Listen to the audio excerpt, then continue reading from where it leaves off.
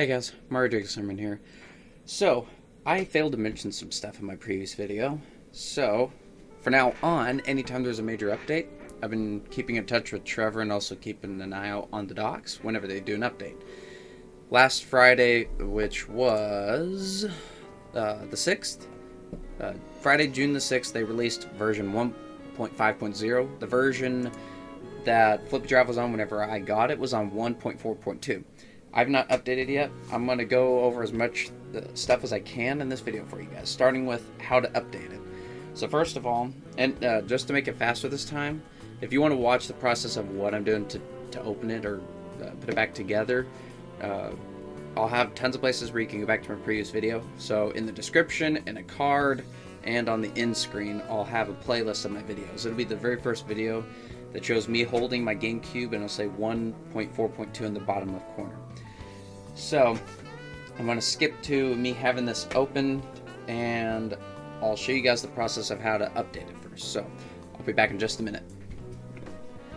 So first things first, I know Trevor or Chris, I know either of them would probably just say to take this off or something to get to the MicroSD card. Although I'm guessing, so don't quote me. What I'll usually do is there's two methods to update it. There's another method of hooking up a micro USB cord on this USB port right here. Obviously you have to unscrew this off the mount because this plastic piece is in the way, but that's only if you can't update it over through the MicroSD card, or if I think they said Q-boot is corrupted, but so they recommend doing the MicroSD card. What I just usually do is I'll click it, and because it's kind of hard, I'll just use a pair of tweezers I have to pull it out. Second thing is if you have a computer like what I'm going to be using my desktop for, if you have a computer that doesn't have a microSD card slot, or an SD card slot, at my local Best Buy I had bought this, I'm trying to think what they called it on the website, but it's a micro SD card and SD card reader.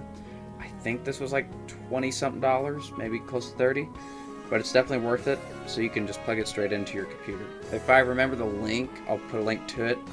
If it's still being sold, I don't know if they made a newer model of it. Anyways, give me 1 second, and then I'll show you guys what you need to do to update the operating system. Okay, so where you'll go to get the update file will be on their GitHub page, but you can go directly to docs.flippydrive.com/updates, or basically if you just go to the website and click under using the FlippyDrive, you click on software updates, it'll bring you to here. They list how to do both the methods, and the method I'm going to do is install for microSD card. Let's see, so what they want you to do is you need to download a file that's called update.fpkg from their GitHub. And just thinking, now it's in here. Okay. Where's that?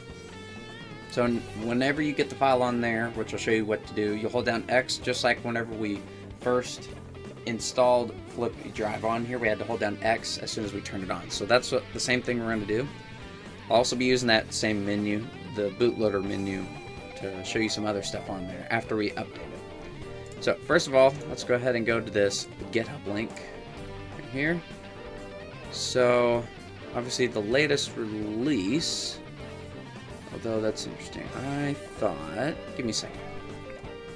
So I am in the right place. I don't know if it's just for right now. I know Trevor had mentioned that 1.5.0 was being released last Friday. At the moment, it doesn't look like the stable release is released on here. Because I love my GameCube, I don't want to take a chance of putting a pre-release version on there. So until this GitHub page of theirs that they have the link to shows 1.5.0, I'm going to hold off on updating it for now. But I will go ahead and show you some other stuff in the meantime, which would be, give me 1 second. So the first thing I want to show you is how the FlippyDrive app works. Obviously, I'm going to have my network key and my IP address blurred out because I don't want you guys to be able to see it, but basically the IP address that automatically fills itself up under where it says status on the FlippyDrive app is going to be the IP address of your computer you're on. If for some reason it doesn't show up on there, you could still look it up by holding down the Windows key and R. That runs the run program. Then after that, type in CMD for command or command prompt. Once you type that in, you'll type in ipconfig, ipconfig. It'll show you your IP address, your MAC address, and all that stuff for your computer that you're on. What you'll need to look for is, if you're connected to Wi-Fi, you'll look for your Wi-Fi adapter or Ethernet, if you're using Ethernet on your computer that you're on, and look for where it says IPv4. You'll take that IP address, and then that's what you would put over here in the folder, where for me it's on line 38. All you need to do is put the IP address without the port on there. So let me go ahead and do that really quick, and I'm going to make double sure by looking at it on here to make sure I am not going to miss anything. So let's go and load it up. Nope. Okay. GUI, blah blah blah. So in the file, yeah, this IP address without the port, you shouldn't. Yeah. Okay. Obviously, I want to make double sure as I'm telling you guys this. So once you do that, so basically, I'm going to go ahead and type mine in. So in other words, I'm going to do and just to clarify something up with you guys, as far as I know, and from what I've read up, having Wi-Fi or Ethernet on the FlippyDrive, from my understanding, unless Trevor or Chris want to correct me, they are only for being able to either transfer files back and forth from the FlippyDrive, like the microSD card that's in the FlippyDrive, to your computer, or vice versa. It is not a replacement for the broadband adapter. I know there was I want to say less than 5 maybe games that I remember researching a long time ago that actually had online play using the GameCube's official broadband adapter. I highly doubt that's what they plan on doing with the Ethernet port or the Wi-Fi, built-in Wi-Fi in the future. But yeah, please correct me if I'm wrong. Another thing, for right now, from what I read up as of version 1.5.0, whenever that one comes out and I get it on here, and still on 1.4.2, is the Ethernet port. There's no switch to activate the Ethernet port right now on here, so if you have an Ethernet cable connected to your Ethernet port, just unplug that and you'll have to use Wi-Fi for now. Other than that, with how this works still, obviously you'll put in the IP address of your computer, you'll put in whatever the name of your Wi-Fi is here, or yeah, I'm assuming if you have Ethernet, then you will most likely mark those out. That's another thing I want to check actually, is if you, yeah, obviously the documentation's still in progress on there. If you're using Ethernet, I'm going to assume they'll probably put that in the notes on the Ethernet side of it. But that's my best guess for right now, is that you would probably just comment these out by using hashtag in front of them. Either way, you will put the name of your network and then your password. After that, you could save it. All these other things, I'm not going to worry about messing with them or changing the color of the cube on there. I like leaving my stuff as is because I'm not a person that would overclock his computer, basically. So, now that we got that done, as far as I know, that's how the FlippyDrive app works. So yeah, you can transfer files back and forth, or you can play games live over the internet directly to the GameCube. Although that's very buggy, and it'll probably never get better than what it currently is from what I've read. I can go over these, but basically if you go to GUI application under networking on there, it'll tell you what each of those buttons are for and what they do. Basically, yeah, that's what it basically is for. I'm not going to back up a game, obviously, because I don't need to, and it will take up to like 25 minutes to an hour.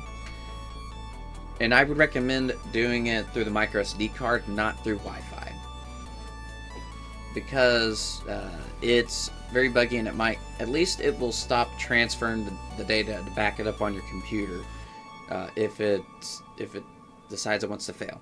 Disk backup utility, obviously you'd go there. What it will do is it will back it up immediately. You have to have the disk. You'll put it in your disk drive if you still have one. You'll turn on the GameCube, like I just showed you. Hold down X, go to the option where you choose backup, and then it'll start. So it should be all ready. If you get the wrong part, like I did, by accident, obviously, like I mentioned from our last video, since I got the different backplate for the other model of GameCube, since I have the one that only has the analog port, not the digital. Obviously, if you reach out to the website, which I'm trying to remember where it was, it's where you could send a support ticket if you get the wrong part, for instance, or something's not working, and they'll send you a new one. So I'm going to go ahead while I'm at it and put the new part on. And because the Ethernet ports are so hard to take off, Trevor or Chris, whoever ends up sending it, they'll send you a new Ethernet port too, if you have the deluxe kit like I do. So here's my new part. So there we go. So now it'll look cleaner with a new Ethernet port. So technically I've kind of got an extra one if I ever needed it. Not that I'm going to need one, an extra one anyways, but yeah. And I'm going to go ahead and wait until I get the next part, because there's something else I didn't do whenever I put this together before that they put on this other page on here for you guys. So I'll be right back. Okay, so I found the easiest way I could think of to put the Ethernet port on the back. I was trying it this way. So this is the top, this is the bottom, and the lights will face towards this direction. Basically, if you're looking at it from the side, this side that says FlippyDrive eNet is going to be facing that way. So what I did, I faced the top of it, obviously backside facing down, top of it towards me. I'm using my utility knife. What I was trying to do is, as I was having one edge, I had it leaning back a little bit, and then what I'm basically trying to do, because it's not that bendable, kind of a little bit different from the pictures, is I'm pushing it back, adding leverage like what you would do on a seesaw, for instance, and then I'm pushing it down. That made it the easiest, because other than that, I almost started accidentally bending some of the pins inside the Ethernet port. But if I can get it lined up, make sure you get it lined up properly, because I know I didn't show the process before, but there we go. Perfect. So yeah, be very careful, because I started to bend some of the pins down in there a little bit, but I got them back, thankfully, with my very accurate iFixit tweezers, which are in the Essentials kit. This is another thing you can get at Best Buy, but you don't need that. So other than that, I got the Ethernet port on there. There's another thing I know they mentioned on their Discord, which I know is not in the notes yet, I don't think, was for the ribbon cable. Let's see, I'm trying to think. I don't think they put it on here yet, but I know somebody was mentioning something about with the excess amount of cord. As you saw with mine, I usually just push it in as I'm putting the top part of it back on. But I know one of them was also mentioning something about wrapping it, kind of like this, and then putting it back in there. I'm not going to do that. I'm just going to leave it as is, because I don't mind. Oh, and one last thing was the fact that they mentioned, and this might explain why I had a hard time putting it in, this screw right here, right there, they don't have a place to store it, so, and because it's kind of in the way, it did scratch the bottom of the plastic on the old one a little bit, so that's going to be kind of hard to see, but right there's the bottom of the plastic. It should make this back plate fit a little bit better, because that Ethernet port's out there. So what I'm going to do is I'm going to go ahead and take that screw out really quick, and then I'll just find a really good place to store it. I'll probably just put it in a container of mine that I store my stuff in, so, or my GameCube stuff in, so we'll do that. And put that right there. So now it should actually, now I'm going to go ahead and put the ribbon cable back on. And this, if this is still your first time putting the Ethernet port on there, make sure that the ribbon cable, that the white side is facing away and the side that has the blue text faces towards the GameCube. And you're going to want to make sure this little black flap is open right there. Push it in all the way. Put the black flap down. There you go. And let me know what you guys think of this camera angle, by the way. And I'm not using my phone this time. I'm just using my webcam. Okay. So with that right there, it does fit a lot better, that's for sure. You might still have some trouble getting the back lid to go on properly because of the mechanism that lets the GameCube know where the lid's open. So I might have to try. I'm gonna have to try and use the just something flat to push this down a little bit. I don't like having to do that. There we go. Got that back on there. Yeah. So now the only thing is with the IP address and Wi-Fi network name and password, we should be able to connect this to the application, which you do have to have the FlippyDrive app open on your computer before you turn this on if you want it to try and connect. So we're going to try that and see if it does.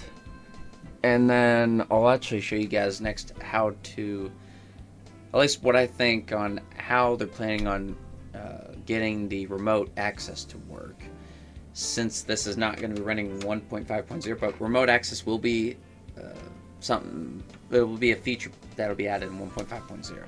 So, I'm going to put this back together. I'll be right back. Okay, so here is the part right here. I'm going to turn on my GameCube.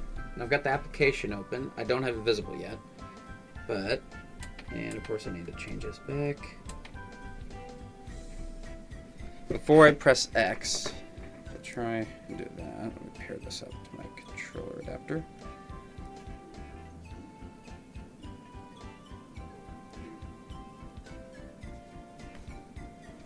Oh.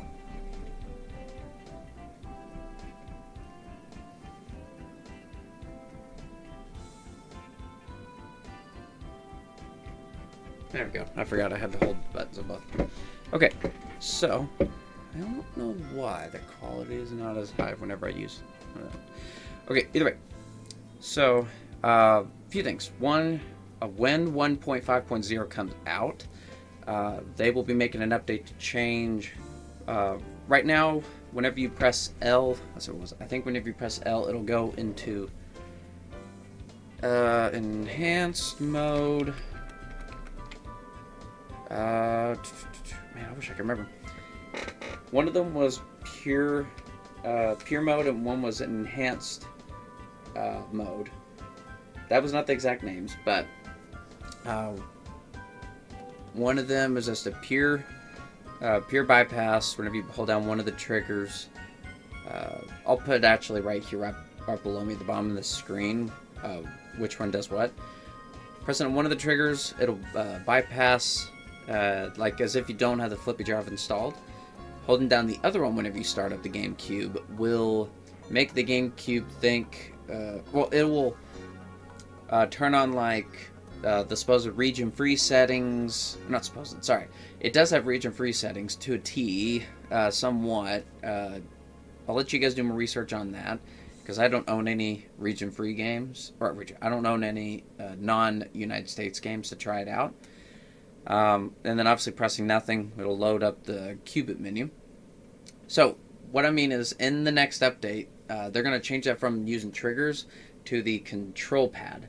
So instead of pressing left trigger, you'll press left on the control pad, or instead of pressing the right trigger, you'll press the right D-pad. So that was one thing that was being changed. Along with that, there was the remote access, which, while I am thinking about it, actually, I don't know if that's going to show it. Okay, so I'm going to assume this is working right now, but obviously I don't have any games in the folder I specified, but I do have the application running currently on my computer as of this moment. So, in theory, if I had anything in that games file, I would assume it would show up here with the other files that I have. So, yeah, I would say it does work. One other thing I'm going to do is I'm going to turn it off, and then I'll turn it on again while holding the X button. So just so you know that that's what I'm going to be doing. And hopefully this will work with my wireless controller. Okay, so let's see. Hold down X. I don't know if it's going to work.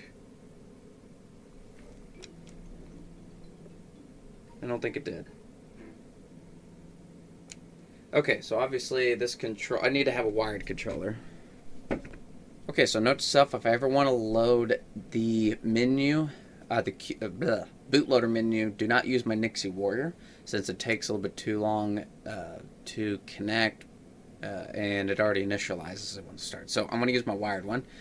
So let me do that again really quick. Turn that off, and then I'll hold down X. Thankfully, it shows no signal. Nice. Okay. Hold on X. There we go.